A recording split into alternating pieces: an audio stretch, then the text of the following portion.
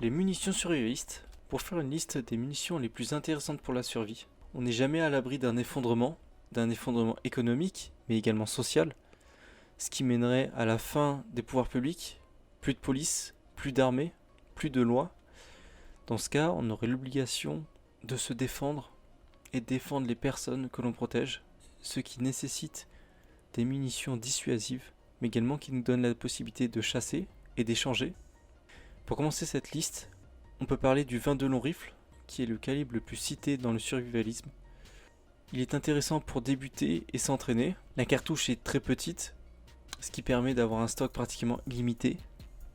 Le bruit de détonation est assez faible, ce qui permet, en rajoutant un silencieux, d'être une cartouche pratiquement inaudible. Elle est également très peu coûteuse, environ 5 centimes l'unité. Et elle se trouve dans la majorité des stocks d'armes dans le monde. C'est une des cartouches les plus répandues au monde. Mais étant donné que c'est une petite cartouche, elle est difficile à manipuler. Elle a un très faible pouvoir d'arrêt et est non rechargeable. On peut l'utiliser pour la chasse, mais limité sur des cibles fixes. Et bien sûr non utilisable pour la défense, vu son faible pouvoir d'arrêt, mais toujours bien mieux que rien.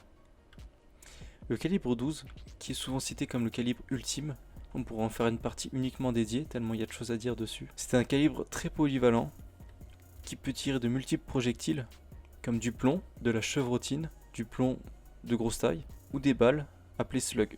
C'est une cartouche qui est tirée dans un simple tube sans rayure, qui élargit donc le champ du possible. Elle est rechargeable facilement. On peut utiliser tout type de projectiles. Les armes qui tirent la cartouche sont très répandues, en particulier dans le domaine de la chasse. Également, on peut utiliser des réducteurs de canon, étant donné que c'est une cartouche de grosse taille, ce qui permet de tirer tout type de cartouche. Mais on est limité sur le stock vu la taille de la cartouche et son prix assez élevé en fonction du type de projectile. Le recul est assez important, ce qui nécessite une maîtrise pour l'utiliser correctement. Le 9 mm par 19 Parabellum, le 45 ACP et le 7,62 par 25, qui sont 3 munitions de pistolet automatique de 3 nations différentes, mais qui sont à peu près équivalentes, qui sont très utiles pour la défense proche. C'est des armes qui sont facilement dissimulables et facilement portables. Ce sont des calibres qui sont utilisés dans une variété d'armes assez importante. On peut en faire des gros stocks, vu son prix d'environ 50 centimes l'unité, mais aussi de sa faible taille. Néanmoins, ces cartouches ont un faible punch, un faible pouvoir pénétrant et une faible portée. Également, elles sont répandues autant dans le civil que dans le militaire, ce qui permet d'en retrouver plus facilement. Pour les munitions d'assaut, on peut parler du 5,56 par 45 autant, autrement dit le 223 Remington, qui est une munition militaire très répandue.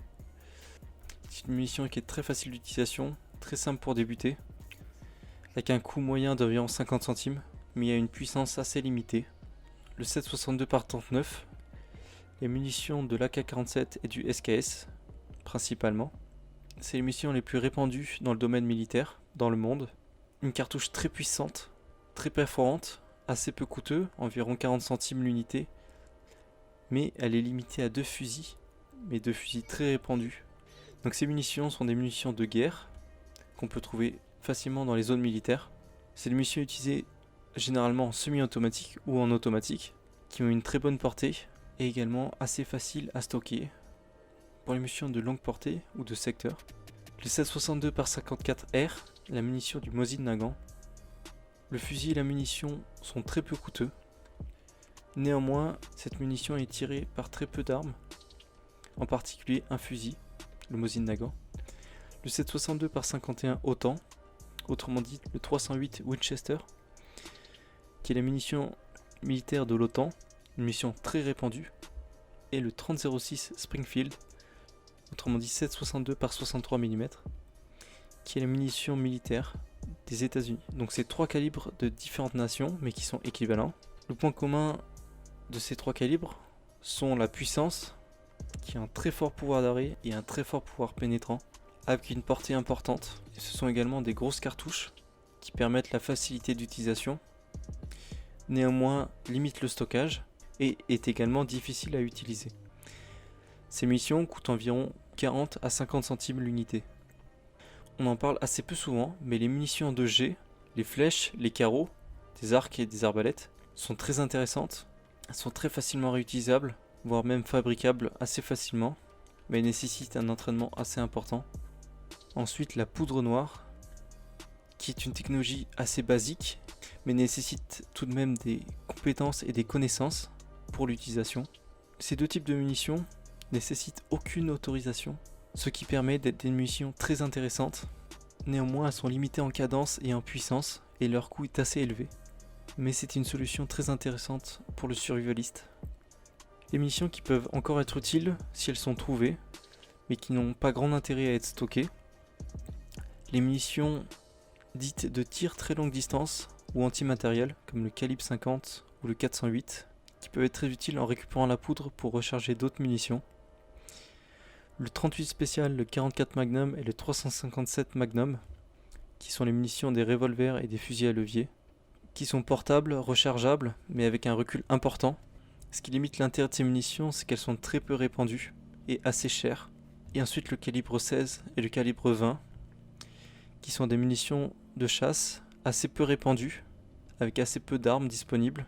En tout dernier, on a toutes les cartouches de chasse que j'ai pas mentionnées dans cette liste, étant donné que c'est des munitions qui sont généralement très peu répandues et assez chères, à moins bien sûr d'avoir un fusil qui puisse les tirer. Dans ce cas, on aura une utilité à ces cartouches. Bien sûr, la majorité des munitions peuvent tirer différents types de balles, d'ogives ou de projectiles. Les munitions dites spéciales. En écartant le calibre 12 qui est un peu particulier, on retrouve les munitions subsoniques qui sont faites pour être tirées dans les armes avec silencieux, et étant donné qu'on diminue la vitesse et donc on diminue la puissance, qui sont sans grand intérêt. Les munitions à tête creuse qui augmentent largement le pouvoir d'arrêt, mais limitent la portée. Elles limitent aussi la pénétration. Ces cartouches ont un fort taux d'incident de tir.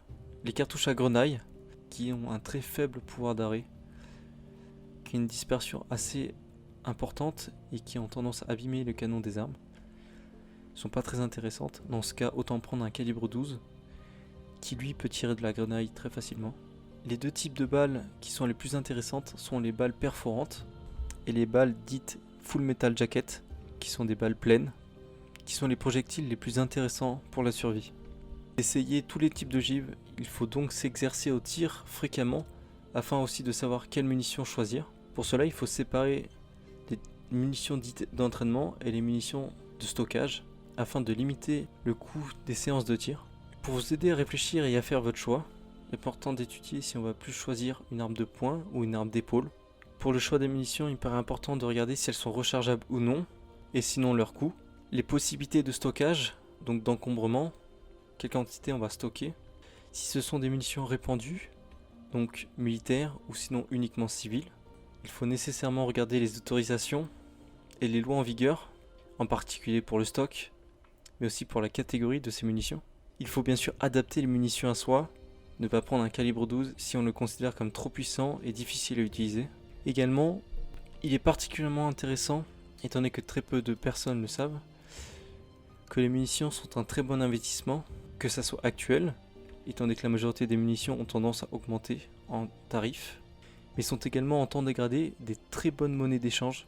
Il y a énormément de chances pour que les munitions aient une forte valeur commerciale après la chute de notre société, autant que du pétrole, des conserves ou des médicaments.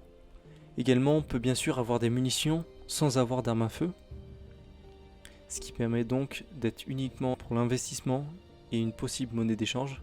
Donc ce point est à étudier. Étant donné qu'il y a beaucoup de choses à dire sur les armes et les munitions, surtout dans le domaine survivaliste, j'en reparlerai donc dans d'autres vidéos.